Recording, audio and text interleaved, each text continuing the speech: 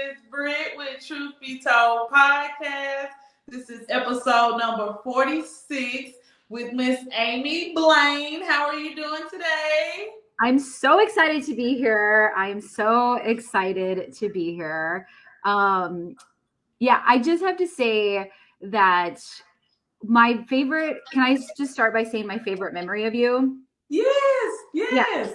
So obviously we know each other, or maybe not obviously, but we know each other from the QOD book club. And I just remember you coming every week.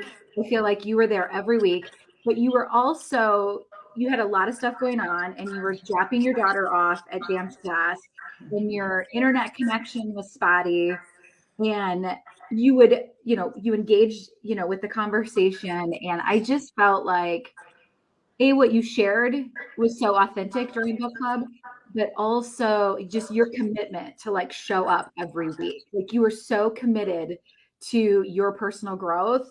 And it really did inspire me to continue to go and show up either at book club or other places. And I just remember you, and we did like breakout groups and things like that. So we got to know each other a little bit better. But um, it's just you were such an inspiration to me. So I'm so happy to be here. Thank you so much for saying that. You know, it's funny. I love all of you guys, and I appreciate Sean Croxton for putting us together, putting us in a safe place. That was my first time actually opening up to people I don't know, and so it was just like really raw for me because I didn't believe at first that the transformation could happen, and just seeing it, and I needed to be around different people. And so when I got in the room, I felt like I knew you guys for years. And I was like, oh my gosh. And so when we ended, I know things have to end for new beginnings. But I was in a rut at first because I was like acting like a little girl, Amy. I was like, I don't want us to end. It's not fair, Sean. Like we can do something else. Yeah. So it was awesome. It's awesome. I know that through the book club, all of the connections I've made, I know it's so easy to reach out to you guys still. Everybody's still doing the thing. So it's awesome. So thank you for sharing. Thank you. Yeah. I think that's a great thing to talk about. I mean, before we get into it, y'all, this is episode 46. We're talking about Finding Me, which is Viola Davis. Yay! It's an awesome book. I actually, like I said, Marissa, when she gave me your information, that's when I actually looked into it. I was already looking at it, but then I was like, oh my gosh, it's like me and Amy are intertwined because I was like, I need to get in this book club. So before we even go into this topic, guys, like she said, I met Amy through a book club. She's awesome. She's inspiring. She's an entrepreneur, and she is doing it. And I know she got other things going on. But let us know a little bit more about you, Amy. Yeah, thank you. So I live in Milwaukee, Wisconsin. I live in the city, and let's see, I actually joined the book club that we know each other from because I was reaching a level of personal growth and starting to feel really isolated and looking for a community that would help me continue to grow. And I had actually been thinking about starting my own book club or some type of community, and was thinking, maybe I should try to join a club before I want to take all the time to create something. And I had been listening to Sean Croxton's quote of the day, and he'd been talking about the book club. And so I decided to join, and obviously we met each other there, and then had really loved being part of the book club, and then was like, hey, I think this is something that a community that I want to create, but I wanted to create a community for women only. Right. And not because I actually really love the dynamic of the men and women, because it was interesting to hear men have similar feelings that women do and see their perspective.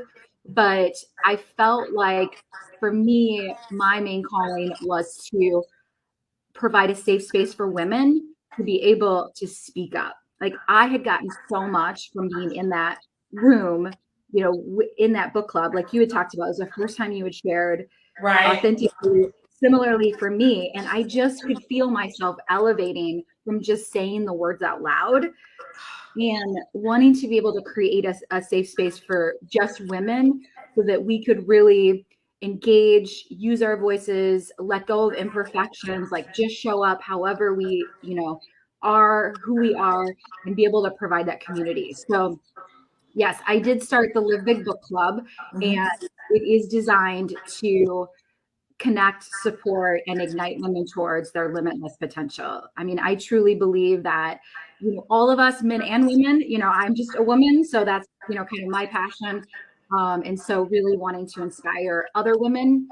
Also, a little bit about my background is that I've worked in sales for 20 years, and I predominantly worked in male dominated industries. And Right. so I've been one of the few women in those industries and really just seeing the dynamic between men and women and how women will naturally kind of suppress themselves and Yes. some of their more natural tendencies. Mhm. And they'll also step back from success because they are, lots of reasons, which we could get Mhm. into, but like societal norms and just different, kind of nuances that we feel when we engage with other people, whether it's people that don't look like us, don't talk like us, men, women, like all those different things, how we really kind of play off of each other and make Right. ourselves small or conform.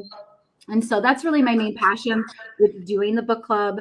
And yeah, that's my biggest thing that's going on. I do have some other stuff going on, but we don't need to talk about those things right now. Yeah, that's a little bit about where I am. So thank you for asking. No, I love it. I love watching how you took what you learned from being in a book club and took that as your leading way to start your passion, your purpose, and what you feel like, guys, you doing. I didn't know it was woman empowerment. That makes me more intrigued because I was already feeling like that coming out of it. I said, okay, I want to do a podcast, but I just want to start where I'm at. Marissa actually even pushed me to do that because I was like, Marissa, I'm not ready. Like, I always have a lot going on. I have all these kids. I got this husband. I got these family members. It's just a lot of people pleasing that I'm trying to learn and still, layering from that. And like you said with the book club, you inspired me as well. So I just want to commend you because I'm watching you, and like I said, I'm now more excited. I'm like, I can't wait to go looking into the book club because I need to be around a community of like-minded people. I think that's very important. And I haven't really did that since I left you guys. That's another reason why with the podcast, I said, okay, this is going to help me weed out certain people. I've met so many different people, Mhm. and still doing the things that I learned through book club. It's just inspiring. So it's awesome. Yeah, that's great. Oh God, I was gonna say something else about anyway, keep going. I'm sorry. I like lost my train of thought, but go It's ahead. okay. I was gonna say maybe you're a Gemini because I'm always rambling and I forget. So with my sign, we're always like all over the place. So if it comes back to you, please interrupt me because something you said earlier was about suppressing ourselves in whatever reason, whatever way. And it's funny because my last episode I said that I do that, even in my marriage, and I don't think it's nothing he's doing. It's just sometimes I'm just used to put myself on the back burner. Yeah. Or if okay, he's leading, he's doing this, he's doing that. What do I need to do so that the house is okay? And Yeah. so whatever I have going on, oh, I can wait. I'll put that to the side. That's just my reasoning sometimes for suppressing, and it gets better. I'm learning, Mhm. and I voice my opinion a lot now. Okay, this is what we're going to do, like, Yeah. and you're gonna have to figure this out, like, and because I need that. I think all women, sometimes, as a black woman, we always say we have to be strong, but I feel like all women have to be strong. Mhm. That's what I love about this book, Finding Me. I love that we can be in a room, different race, different culture, different backgrounds, and feel safe enough to talk about subjects like this. Mm-hmm. Because, like I was telling Ron one time, you know, when we was in book club and we talked about racial anything, it got sticky, it got heavy. To me, you know, I felt Mm-hmm. that. I was Yeah. like, well, I feel that. I know everybody else feels that. Yeah, for sure. I know. Yeah. I was so interested. I'm so glad you wanted to talk about this book too, because I'm more interested in what you think of my perspective. I You know what do. I mean? Yeah, I'm I am. super and very open to, your honest feedback about, Uh-huh. my perspective of it, because just as a background, I grew up in a very all white small town, no diversity whatsoever. And now I've kind of like tiptoed into where I live now, which is in the middle of the city in Mhm. Milwaukee, which Milwaukee is historically a very segregated. Um, Really? yeah, like we're very diverse, but we're also very tribal. And Mhm. so it's really, there's a lot of othering going on, a lot of us versus them. And I wanted to live in the city because I didn't like that I felt ignorant. I felt like I didn't understand other people, and that because of my background, I had subconsciously done a lot of othering, Mhm. and not in a deliberate way, but wanting to break down those patterns so that I could be a better person. I could be just, I could just be a better person to everyone that I encounter. And Right. I think sometimes I've done really well in it, and other times I feel like, oh my God, like, what am I doing, or what am I saying, or how am I, like all the progress that I have to make. But I like being in the middle where I walk outside and I'm sometimes seeing, I always like, my best analogy of where I live is, um, we have the Milwaukee Bucks, which has Mhm. a basketball team. And so I was walking down the street that I live in, and I was walking next to this woman that I don't know if she was homeless, but she like rode the bus, and Right. she was talking about how the mask and COVID and how this was really disturbing to her. And it was a good conversation. And we were just having, I was like, oh, that's not great. And just conversing with her. And then like the president of the Milwaukee Bucks comes walking by, so there's just such a disparity, or such a huge divide between the classes. And I find that very interesting, because you really get to experience everybody just who they are, and Yes. not like what kind of car they drive or how they dress. Like there's just a real commonality with that, like a human nature to it, that is very appealing to me. I love how you lead off with just bam, like, okay, Brittany, this, I'm so surprised that this and this, because as I was reading Finding Me and realized that, you know, Viola is going through a typical, in our world, in the Black community, colorism of how she looks and how she portrays herself because of how the world sees her. Mm-hmm. And I think sometimes we're scared, both races, because sometimes you said you felt ignorant to it. I feel ignorant too sometimes. You Yeah. know, if you only know what you know, is what you were raised in, and like you said, what type of background you come from. Giving your background, a little bit about my background. My mom black, dad black, but we were raised around mixed people. My Mm-hmm. mom was really big on, when my sister, I always remember my sister went to a predominantly black school, and this was like in middle school, and my mom pulled her out, not because it was predominantly black, but because Desiree wasn't doing good and her grades were dropping, and she kept getting in trouble, and that's not like my sister. Mm-hmm. My mom's like, well, I could see if they were calling me for you. And I was like, oh, okay, whatever. But they're calling her, you know, it's always one. I'm the one. And so, you know, it just, she made sure we saw, I was fortunate to have a mom and a dad that showed us, it doesn't really matter about your race, but because of, like you said, what you come from, you're going to experience it all. My grandparents, one of them, they're not here no more, but I always used to tell them, Mama, you so racist. Because, like, we'll pull up and she'll say little stuff like, oh, that little cracker. Well, what if they say that little nigger? Like, then they're racist. So I just learned how that I just learned to have people the way they are. They're gonna be the way they are. Be okay with how they are or not. It's up to you. It's a choice. It doesn't always have to be a racial thing. It doesn't have to be so much tension. I pray that as we grow, the old society is leaving and going away, and but it is, racism still lives here. Things still exist. Things are still not evolving as quickly as we think they should. But it's not always a racial thing.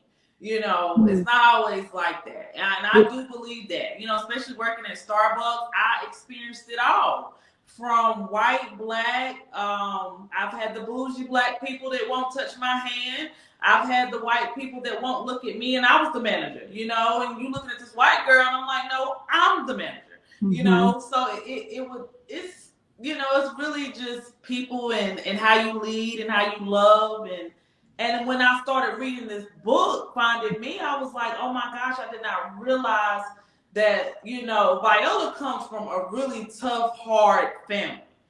And I want to know how, her upbringing, how that makes you feel as a white woman, and how do you feel like you can reflect on that when you're reading this book? Yeah, good question. I would say I felt like the bravery that it took her to tell her story. I think hopefully everybody reads it and people really take it in and understand that, from different perspectives, but just from my own perspective, was the fact that it gave me a lot of insight into specifically the really, really poor class. Because and she made a statement. She said something about how, I don't know if she used the term white people, but she did say, she might have said white people, like, they don't even want to look at us. Like, it's just easier to ignore us and pretend we don't exist. And I have to say that it really did affect me, because I feel like it was true. Like, I felt like that's how I felt. I felt like that's what I was doing. Like, it was okay to say that this person deserved my attention, my greeting, my hello as I walk past them. But then there's another class that doesn't. Because of the things that I would tell myself is, I'm scared.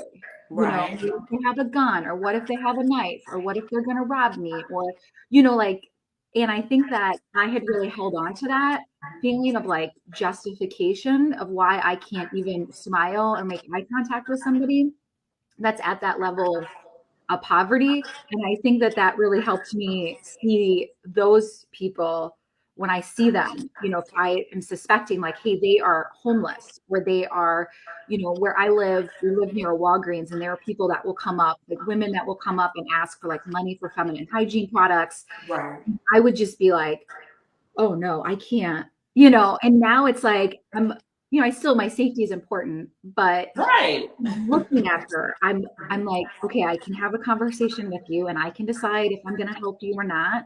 But it's just, I think it has affected the energy that I'm giving out to more people. Yeah. I love how you're being aware, you're being mindful of it. So that's the biggest thing. I think that all of us have to take ownership of our part. It doesn't really matter the race, because as a black person, when you said like it offends you when Viola was talking about how they didn't want to look at us, and certain things of your culture that makes you be like, oh my gosh. I have the same things with my culture. I'll get mad at us real quick, if we just sometimes the way we act, I'm like, we can't go nowhere, like we can't have nothing because we don't know how to act. Like or they're gonna assume, and when I say they, I mean like the police or the white people of the police, and sometimes black people too. I get scared sometimes. Like I'm like, okay, if it's too much going on just because of where we're at and what type of things is going on, people, it don't matter what color you are, it just things happen now. It's just that fear in me. It's something in me that clicks and says, okay, I need to go home. I don't need to be here because I've been in so many situations. Being a black woman, even now, like wearing my hair natural, that's a big thing. When I worked at Starbucks, that's when I started my lock journey. This is my second lock, so now I'm bald, Amy. But my hair was long hair, don't care. So that's why I put so much. I put braids over, I put a wig on it, whatever. However I'm feeling, but and I had to go through certain situations of corporate, how I'm supposed to dress, how my hair is supposed to be. And I understood some of it. The only thing I was big on was, okay, if they say something about my natural hair, I'm not gonna work here because I'm not dealing with that. But I never really had to deal with that. It was just the color, and I couldn't get mad at them because I did wear funky hair colors. I was like, okay, I know green, orange, blue, red is not corporate, so I I can't say it's racial. That's corporate America. And I don't always agree with some of the things they say, but hey, like I said, it's being able to come into a safe room and like we're doing now, and being able to agree and disagree or learn from each other. I think when we were in book club, for me, it was hard. Like I wanted to go there sometimes, but not with y'all. I wanted to go there with Sean. I was like, well, I feel like as a black man, this, but I can't go there because I'm like, okay, you come from a different background than I come from, and I'm learning you just like you're learning us. And it doesn't matter what color we are because there was different shades of color in there. And like you said, you were telling me earlier about how your town is and how you're learning just by being in the city. I'm learning too. Like in Houston, it's a lot of different cultures. And I'm not used to nothing but white, black, and maybe a little bit of Hispanic. But now I see more Hispanics, or they're not even just, they might not be Hispanic. And see, that's just the ignorance. I don't know. Like sometimes I'm like, oh my gosh, they'll be really dark. And I might think they're black, but when you get up to them and you see their hair or you see how they look or how they start talking, like, they're not even black. So I'm learning too. So yeah. And I do have a question for you too. Just in terms of when you talked about when you worked at Starbucks and just in terms of like how different people interacted with you, how did that affect you? I mean, you seem like you're like, okay, I love and accept everyone. Like you kind of got this like self-awareness of not taking it personal, but how do you think that affected your life in general or your person, or your self-esteem or anything like that? If you would have asked me back then when I was there, I was not the same Brittany I am today. Okay. So back then I was more of in the moment. It depended on the situation. Sometimes it would get it real. I just remember one incident and the guy was really rude. Like, and I seen it before because I went to a mixed school, white, black, so I seen all types of stuff. I got called a nigger when I was in middle school but I dealt with a lot of, I helped with a lot of white people, and the dude I liked, he was white. But God, it just made me be like, oh my gosh, it's the world we live in. But I was already taught that though, Amy. Like growing up, my dad would tell us like certain stuff we would have to deal with. And he would tell us it's not right. It's not right, but this is what you're gonna have to eventually deal with. If you don't deal with it, your sister or your brother's gonna deal with it. Yeah. That's so interesting. Other, like, I don't know did you have specific questions? Because I was gonna Did you have something? Yeah, I was gonna let you know, and so I wanted to go into the introduction of Finding Me, but it was just one thing. I didn't really want to like dig deep into it. I wanted to just get your perspective on it. But it was one thing that I read that's just at the beginning of the book, and we kind of already talked about it, but just a reflection of Finding Me. She pretty much says it comes from humble beginnings. We know the story of Viola and how she's from the Rhode Island and New York City and beyond. So that's just a whole different culture and what she dealt with. But it was one thing that she wrote that I wanted to get your opinion on. And I think that all women, doesn't matter what color you are, can relate to. She said, "So I wrote this for anyone running through life, untethered, desperate, and clawing their way through murky memories, trying to get some form of self-love. For anyone who needs reminding that a life worth living can only be born from radical honesty and the courage to shed shackles and be you." Mm, That that's was like really empowering for me. oh, yeah. I mean, what did that mean for you? Oh, it just means like for life, it's just you go through layers. And I feel like this book is just a love letter to her, letting her know that she's evolving, she's becoming, she's blossoming. That's one of the chapters in there anyway, and it's just it just shows me that depending on how you look at life and your attitude with life, it can reflect what type of life you can have. Mm-hmm. For sure. And like the term that really stuck out to me when you were reading that was radical honesty. Yes. I just think that if more people could understand that they are not, there are no chains holding us down, like besides the ones that we put on ourselves. And Viola is such a perfect example of somebody that recognized that she was in control of her life. She Right. was in control of the thoughts that she thought, the people she interacted with, the amount of work that she was going to put in. I mean, she was going to be successful and nobody was going to stop her from that. And I just felt like I think you're right. It doesn't matter if you're black or you're white or you're female or you're male. I think that that's such a powerful message for everyone to know that your past does not define you. Oh gosh, I'm still learning it, Amy. Oh, me too. But I do think I mean, like, what do you think about radical honesty? Like, I think radical honesty is something that I've been practicing a lot over the past 2 years, and it has really shaken my life up a lot. Um, So radical honesty is pretty much just being blunt where you're at. No chaser, no. I mean, I think it's about how do so using myself as an example, I'm a woman in a male dominated industry, so there were Right. things that had happened to me that were happening, just micro, like, conversations, how things were going. I was kind of placating Mm-hmm. to fit in and to be accepted, and I was self-abandoning myself in order to fit in, and to Right. fitting in means I'm part of the group, and then part of the group means I have job security means that I make money and I get to pay my bills.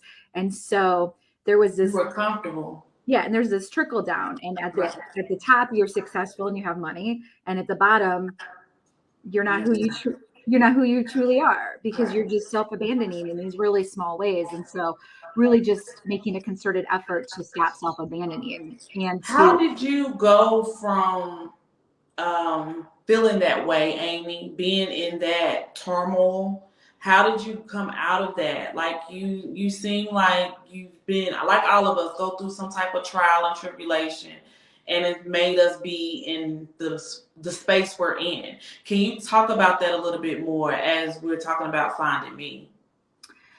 you mean like what, like, about, do you want me to share like what that was like, or how I got there? Yeah, I mean, I think that for me it got to a place where, I'm 46, Oh, and you look good, girl. Hey. I have, yeah.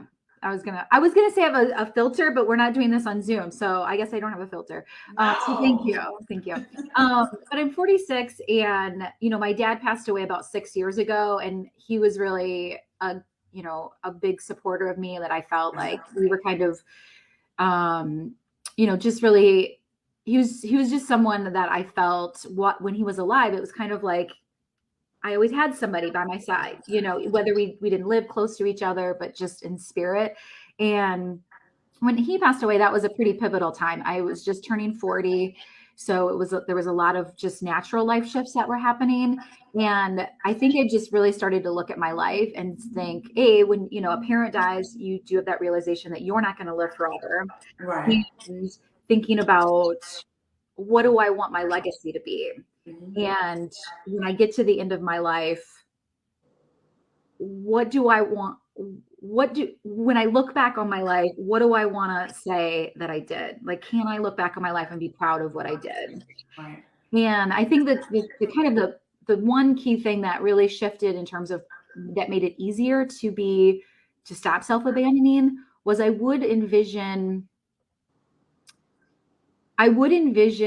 and maybe some people will think this is like really depressing, but I would envision myself like, okay, I've lived a full life and I die and I go to heaven and my dad is there. Mm-hmm. And my dad just fully, like, unconditionally loved me. And I know that he would be proud of whatever I did. It wouldn't have mattered if I would have continued to just placate. He still would have been like, oh, you did the best you could, and that's fine. Right. But it was important to me that when I see him, that he can look at me and be like, you fully lived your life. You lived the life that I wanted you, like I knew you could do. I always knew you could do it. And I just knew the choices that I had to make, and they weren't easy choices, but I kind of was just like, fuck it. Like, I just, it's just like, this all could just be a dream anyway. Like, we could all just be like living in a dream and we're all going to wake up one day. And Yes. when you kind of know like what the right thing and the wrong thing is, Mm-hmm. and you're just tired of the hustle. You're just tired of, and in the book, Viola Davis talks about, she has this great quote where she talks about, stop making love to something that's killing you. Oh. And she was Oh. using this analogy of placating to what white society wanted Right. her to be, who she be, and to start fully embracing the naturalness of who she was. Mm-hmm. And that really stuck with me. And that was probably like the theme for me, was like, I just needed to stop leaning into and loving the things that were killing my spirit. And it's not easy. Like, I'm sure you've done it too. Like, No, I'm glad that you went there, Amy. I wanted you, I did that on purpose because I knew you were going to go that way. I do remember you talking about your dad. That was something, of course, that touched me. I lost my dad. That doesn't go away. And I think that was one big thing still stuck out to me, is make him proud and be the person you are. And something that, and that quote from Viola, that just like put like a coffin in the nail, regardless of how you come in. And she took it at where she was and what she was dealing with the white society, and decided to, like you said, fuck it and just be the person that she was. And that kind of was a pivotal point for me too. I have been hiding for so long. I, for whatever reason, I don't know why. Sometimes I'm still trying to figure that out. I'm like, that comes from somewhere deep down. I always felt like I had to hide who I was. I was the one that was outspoken, the one that would try different stuff, and I was always told, no, that's too much, or you dream too big, and I never understood why. But now I'm just me, and I'm like, okay, either they like me or they don't. And I don't think it has to be. It don't matter what color we are. yeah, Because people are ignorant. And that's, when I use the word nigger, that's what it is. It's an ignorant person. You're ignorant. It doesn't matter what color. I mean, people are ignorant, and you should be able to have a conversation with somebody like we did today. This was definitely awesome, Amy. I could have went deep into the book, but I really want people to read it for themselves. And that's when I seen it at your book club. I was like, damn, I wish I missed it because I was like, I know the conversations in there Mm-hmm. were probably just thick or even just people using their point of views of what they went through in life, and how it reflected them just reading this book from somebody that's different from them. Mm-hmm. I think that that's what life is all about anyway, serving and meeting different people. You'd be surprised the same type of stuff we go through, Mm-hmm. just in different ways, in different cultures. My sister-in-law, soon to be, hopefully, they've been engaged forever, Amy. I don't know what they're doing. Yes, brother, I'm talking about you. But Oh she's my God. Hispanic. Mm. And I learn a lot from them. I might pick at her sometimes when I'm like, speak English because I don't know what you're saying. Yeah. And like, and I'm like, come here, what did y'all say? What did they say? I'll say Yeah. something like that. We'll laugh at that. But they have the same mama issues that I have with my mom. And it's just enlightening to see that, like I said, have different people in the same room to agree to disagree. Yeah. Yeah, That's I love it. amazing. Yeah, I that's amazing. love it. And you are like, you definitely do have, which I'm sure people have told you before, but you definitely do have like a certain spark about you in terms of like when you say that you feel internally that you want to be seen, and kind of live that life. I mean, Yeah. you just as an outsider looking in, I definitely feel that about you. Oh, thank you, Amy. Yeah, I definitely do. And I'm so happy that you're doing this podcast because I think it's just such a great way um, to shed that light and to share that spark and to connect with other people, that Thank you. I appreciate that. I appreciate everything you said today. I'm glad I'm in your network because I know I can like hit up Amy, y'all. Amy is like awesome. She's doing the thing. She's like great at it. I'm definitely gonna check into this book club because that's just exciting. Like I did not know it was all women. Like, oh my gosh. Like we can cry together, we can bitch together, and we can talk together. yes. Yeah. I love it. I love it. If there's anything that you can leave us with today, though, Amy, I'm always talking about, in book club, and then we're both in personal development about healing and healing the inner child. What is something that you could say to the audience of younger Amy or to younger Amy? What is something that you could say to her today that you realized through finding me? Oh, gosh, that's a big question. I would say, do you mind if I read like a part of the book? Yeah. Um, because I just feel like her words were so I'm reading with you. okay. I feel like I have this and I just want to make sure. Um,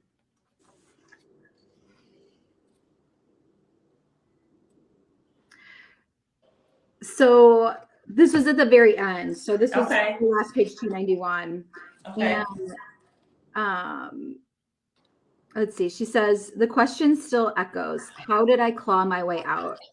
There is no way out. Every painful memory, every mentor, every friend and foe. So all the fans and all the haters served as a chisel, a leap pad that helped shaped me. Ooh. Yeah, the imperfect but blessed sculpture that is Viola is still growing and still being chiseled. My elixir, I know I'm no longer ashamed of me. I own everything that has happened to me. The parts that were a source of shame are actually my warrior fuel. I see people the way they walk, talk, laugh, and grieve in their silence in a way that is hyper focused because of my past. I'm an artist because there's no separation from me and every human being that has passed through the worlds, including my mom. I have a great deal of compassion for other people, but mostly for myself. That would not be the case if I did not reconcile the little 8-year-old girl and finding me. I just I just really like, and then I think the last part, um, yeah, that's it. The last part's kind of, you have to read the rest of the book, but I just thought that was really good because let me go back to it.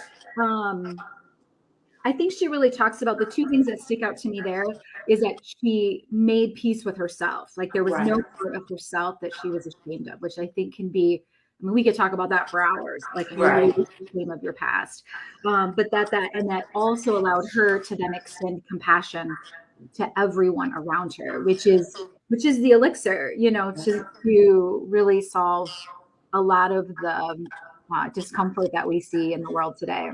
Oh, it's funny how things work out. I wrote things down, Amy, and I said, okay, I'm because I know that you know what you're talking about. I said she's gonna go there, and you went there. You definitely went there today.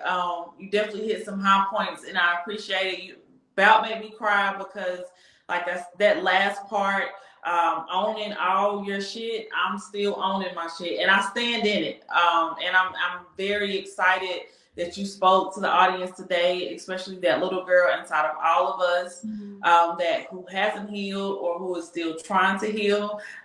Definitely let us know, Amy, where we can find you at on social media. Yeah, thank you. And yeah, we are all healing. Like there is no Yes. point. Like we are all works in progress, regardless of where you're at, which is beautiful. But thank you. So you can follow me on Instagram at the Amy Blain. And then I do have a website for the book club that's just theamyblain.com. And yeah, those are the two main places. I So love it. I love it. I'm gonna definitely put your information in the bio. I appreciate you today. I'm gonna leave you with 2 random questions, and then I'm gonna let you go. okay, I do have to say that I listened to some of your previous episodes, obviously, and I was listening to your random questions, and one of them was, "Have you ever read a 3-way?" And I was like, "Oh my god, I hope she doesn't ask me that question." The answer would be no, in case anyone's wondering. But I was like, "Oh my god." No, I always think of what comes to mind. So the first thing I'm gonna ask you is, what is the craziest thing you've ever done that you're willing to share to the audience today? The craziest thing I've ever done. Yes. Okay, I actually just told this story, so it's on my mind, and this is gonna Ah! be pretty. It's not like a prideful moment, but I was at a work Christmas party, and I was working, I worked with all men. I was like the only female, and I didn't have my boyfriend with me, so I was alone, and I ended up drinking too much wine, and I ended up, I don't know if I should even say this out loud because people I know will be listening to it, but I ended up getting so drunk that I was in the bathroom and somebody's wife came in to get me, and I had like taken off my clothes. I love it. And I mean, I've never I did, and I don't remember. Like, till this day, I cannot drink wine because I'm terrified of what can happen to me. If my mom is listening to this, this is not normal behavior. This was a really long time ago. Right, Mom. Last night, I'm totally okay. I didn't know. People were there to take care of me. I love it. I love that you told that. I think that kind of like tops it, but I have one more. Okay. What is something that you break before you use? Well, I heard this on the other one, and so I'm going to say egg because I know. Oh, okay. So you have heard that. Okay. Let me give you one more. Oh, damn it. So what is something that goes up and down but doesn't move? Oh my god. I have no idea. The stairs. Oh my god. This is so obvious. Layla's like, my daughter. She's like, really, Mom? Really? She'll have me some more next week because she's like, Mom, I got to get you some more random questions. But thank you so much, Amy. I appreciate you guys. Please go like, share, and subscribe to both our channels. Amy is awesome. She is definitely somebody to follow. I am just grateful and honored that you took the time with me today. So we're going to sign out. This is episode number 46 with Truth Be Told Podcast.